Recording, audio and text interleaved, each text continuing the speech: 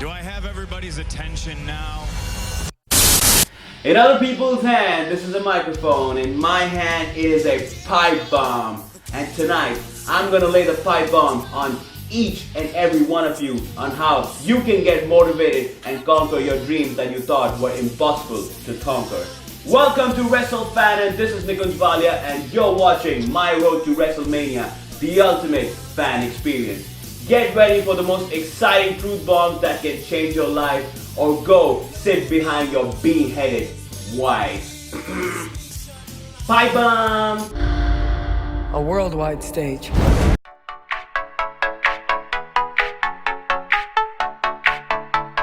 WrestleMania.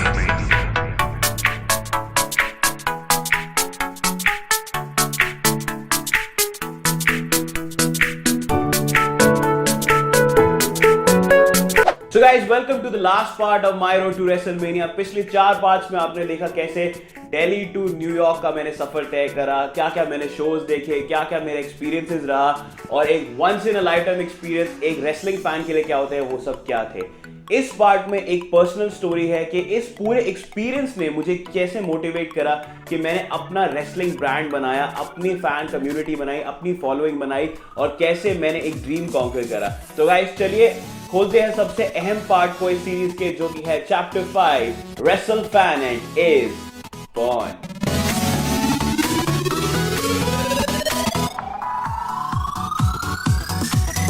तो chapter 5 की शुरुआत हुई थी अमेरिका में ही। जब मैं इन शोज में जाता था तो मेरा डिस्टेंस बहुत ज्यादा होता था कि उस टाइम पे मेरे पास बहुत टाइम होता था बहुत चीजें सोचने के लिए, और मैं यही सोचता रहता था कि मैं इस चीज के लिए इतना दूर आया हूं, अमेरिका तक आया हूं इंडिया से, तो क्यों ना मैं इसी प्रोफेशन में कुछ करूं, क्योंकि मुझे इसके बारे में इतनी नॉलेज है, मैं इसके लिए इतना पैशनेट हूं। और गाइस, जब आप किसी चीज के लिए पैशनेट होते हैं तो आपको उसमें सक्सेस जरूर मिलती है, बस बहुत इंतजार करना पड़ता है, बहुत ज्यादा मेहनत करनी पड़ती है, लेकिन सक्सेस आपको जरूर मिलती रहती है।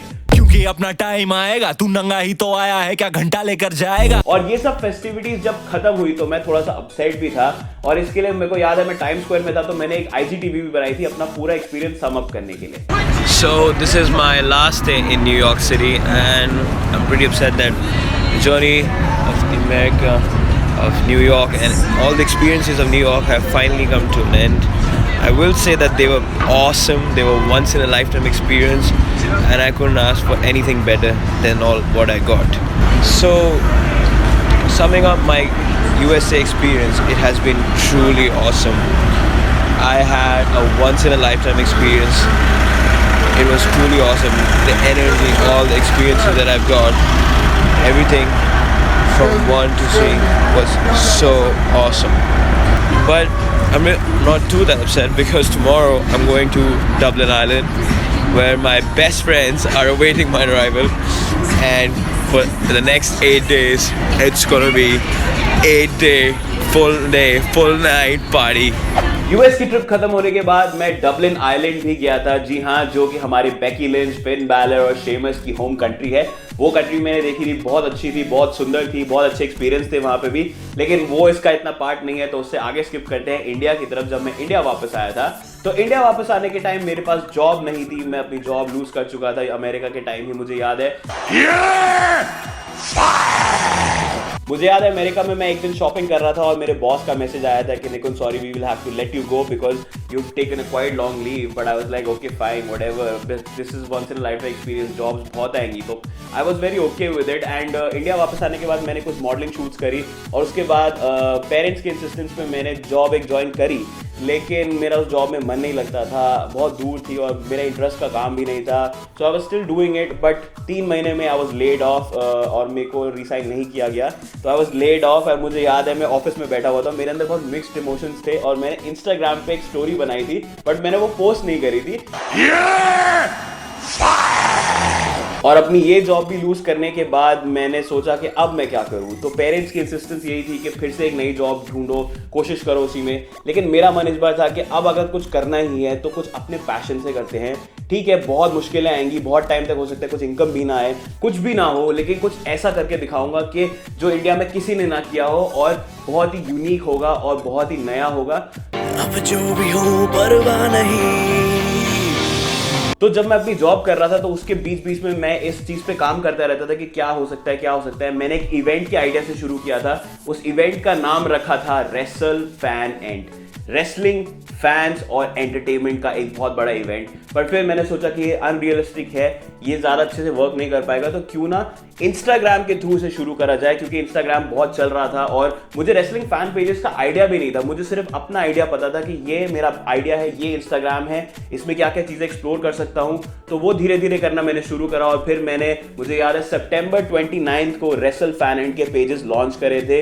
And everybody was also thinking like ये क्या है, ये एक बहुत ही बेसिक पेज होगा, जैसे बहुत सारे रेसलिंग पेजेस हैं, सेम कंटेंट डालेगा। लेकिन मैंने सोचा था कि अगर स्टैंड आउट करना है तो कुछ हटके करना पड़ेगा। और मुझे याद है वो स्टैंड आउट मेरे पेज पे कब आया था, जब मैंने अपना पहला फैंस के साथ फोटो शूट किया था अपने दिल्ली के स्टूडियो में। मैंने अपने फैंस को इनवाइट किया था for a lunch and photo shoot, और जब उस पेज पे मैंने फैंस को डाला और उनको फैनेंट्स का नाम दिया, तब जाके लोगों को लगा हाँ ये कुछ अलग हो रहा है, यहाँ पे ये कुछ डिफरेंट है।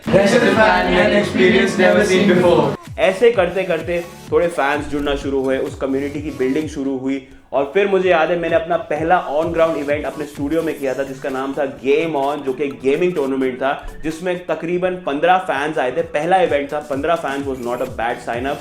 बहुत अच्छा इवेंट हुआ था।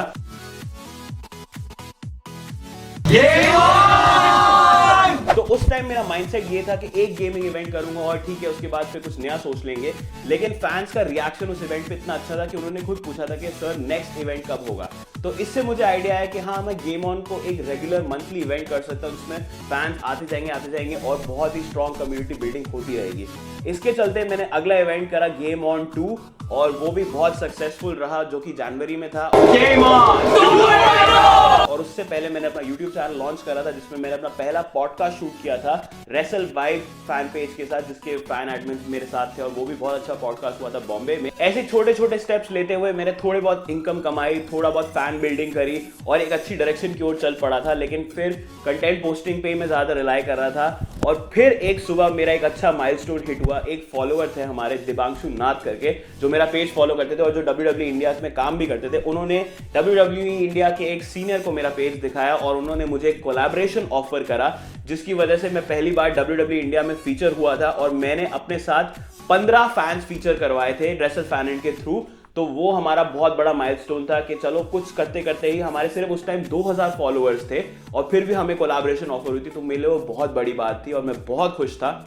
उसके बाद जब कोविड पैंडेमिक हुआ तो आई थॉट कि यार ये क्या हो गया, सबके बिजनेसेस शट हो रहे हैं। लेकिन मैंने कोविड का बहुत अच्छा फायदा उठाया। मेरे को लगा कि अब सब लोग ऑनलाइन ही हैं, तो ऑनलाइन की तरफ ज़्यादा फोकस किया जाए, जिससे इंडिया की कम्युनिटी बिल्डिंग हो सकती है। और इसके चलते मैंने प्रोमो बैटल्स इंस्टाग्राम पे शुरू करी, जिसमें फैंस आते हैं, वो कैरेक्टर्स इंपर्सनेट करते हैं, उनकी बैटल्स होती है, उन्हें कुछ कूपन्स दिए एक छोटे साइन अप के लिए। ऐसे करते करते और फैंस बिल्डअप हुए और कम्युनिटी बिल्डिंग हुई और लोग अपने अंदर का सुपरस्टार देखने लगे।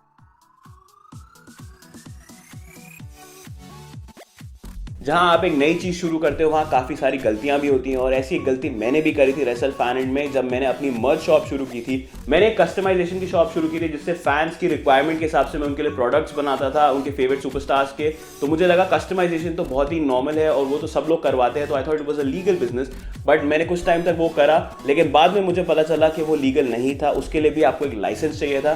तो उसके चलते मेरा पेज, जो कि बहुत अच्छी फॉलोइंग पे था, अच्छी एंगेजमेंट रेट पे था, वो डिलीट हो गया था। मेरी सारी मेहनत एक रात में चली गई थी, और मुझे आज भी वो रात याद है। 2 बजे पेज डिलीट हुआ था, मैं 5 बजे तक बहुत रोया था। मेरे को कुछ समझ नहीं आ रहा था, मेरे को लगा था इट वाज द एंड, कि मैंने फिर इतनी मेहनत करी और फिर कुछ नहीं हुआ। बट फिर मैंने अपने आप को दोबारा उठाया, दोबारा से अपने आप को फिर से बिल्डअप किया। मैंने एक स्मार्ट तरीका अपनाया कि मेरा अपना जो निकुंज वालिया पेज था, मैंने उसको रेसल फैन एंड में कन्वर्ट कर दिया, क्योंकि उसमें भी फैंस जुड़े हुए थे, बहुत सारे फॉलोइंग भी थी। तो मैंने सोचा स्क्रैच से शुरू करने से अच्छा है इसी से दोबारा से शुरू करते हैं। और फिर मैंने रेसल फैन एंड को दोबारा से बनाया, दोबारा से फैन पेज खड़ा करा, दोबारा से एंगेजमेंट बनाई, और फिर दोबारा से इंस्टाग्राम पे एक टॉप नॉच ब्रांड बन के आ गए। रेसल फैन एंड के वापस आने पे मैंने देखा कि लोग आजकल जूम ऐप बहुत यूज करते हैं, और मैंने इसका फायदा उठा के ये सोचा कि जूम के द्वारा मैं पूरे इंडिया के फैंस को एक साथ कनेक्ट कर सकता हूँ, बहुत ही इंटरेस्टिंग एक्सपीरियंस के लिए।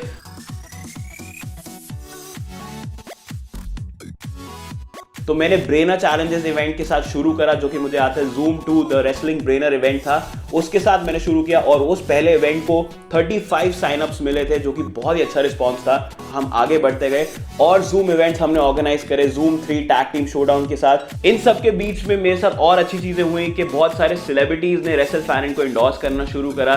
मुझे याद है गेलन मेंडोजा के साथ मेरा WWE इंडिया में इंटरव्यू हुआ था और कहीं ना कहीं ऐसा लगा कि चलो ठीक है। उसके तुरंत बाद ही मैंने उन्हें रिक्वेस्ट की थी कि क्या आप मेरे साथ रेसल फैन पे एक इंटरव्यू देना चाहेंगे, जिसमें मैं फैंस को आपकी इनसाइड स्टोरी दिखाऊंगा, आपके एक इनर फैन दिखाऊंगा। तो वो बहुत स्वीट थी कि उन्होंने अग्री करा। Okay, we have a John Cena TV in the house.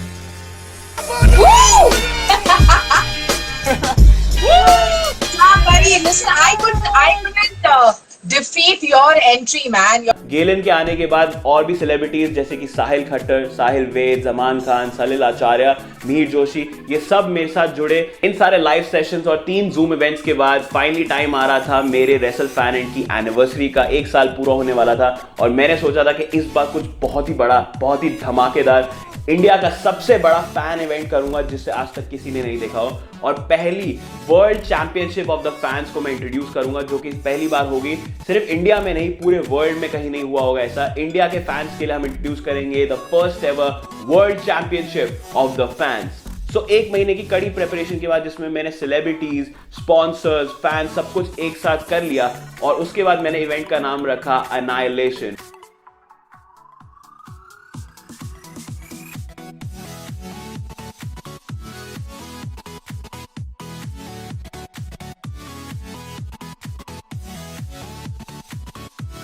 तो annihilation was set for 27th of September 2020, जो कि बहुत बड़ा हिट साबित हुआ।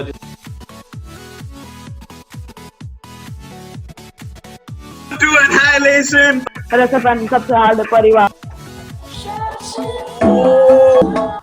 I know there might be some questions. Regards, Nikunj. All of you, this is fabulous. Woman, Prachi. और उस event में क्राउन हुई हमारी फर्स्ट एवर WFE चैंपियन, जिसका नाम है प्राची, जिसने 33 लड़कों को हराया। 33 guys she beat to win that championship, which was also a big sign of women empowerment, and I was so damn proud of it. और 1 साल के इस पूरे जर्नी में मेरे को लगा कि मैंने बहुत कुछ सीखा है, मैंने बहुत कुछ अचीव करा है, मैं बहुत रिस्पॉन्सिबल बना, मैंने बहुत कुछ नया सीखा, मैं अपने काम के लिए रिस्पॉन्सिबल हुआ और एक बहुत ही अच्छी जर्नी थी, जो कि मुझे एक जॉब में नहीं मिल सकती थी, सिर्फ मुझे अपने पैशन से ही मिल सकती थी।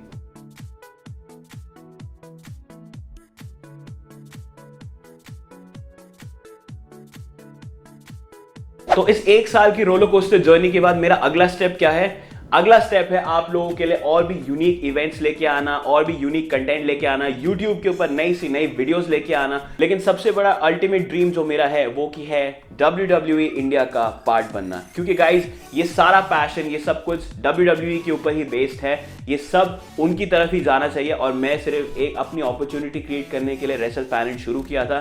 तो इसलिए मेरा अल्टीमेट ड्रीम है to be a part of WWE India and work with them officially. And guys इसके साथ मैं आपको एक रिक्वेस्ट करना चाहता हूं कि अगर आपको लगता है कि मैंने आपकी लाइफ में कुछ भी वैल्यू एडिशन किया है, तो प्लीज ट्विटर पे जाके ये ट्वीट कीजिए #GiveNick_a_chance और WWE इंडिया को टैग कीजिए, ताकि वो हमारे एफर्ट्स को, जो कि मेरे और आपके कंबाइन एफर्ट्स है, उनको रिकॉग्नाइज कर पाए और इससे मैं WWE इंडिया का एक खास पार्ट बन सकूं और आपके लिए एक नया रेवोल्यूशन ऑफ एंटरटेनमेंट लेके आ सकूं। So guys please tweet #GiveNick_a_chance and tag WWE India and help a fan achieve his dream of being a part of the company that he's loved for years and years.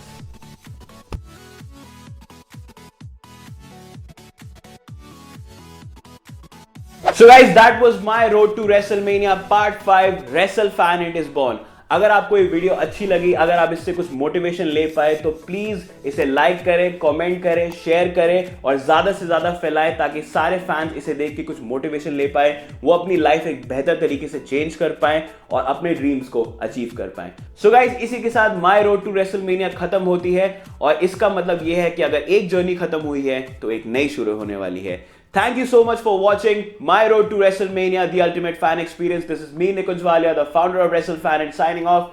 Take care, stay home, stay safe, and guys, keep loving wrestling, y'all.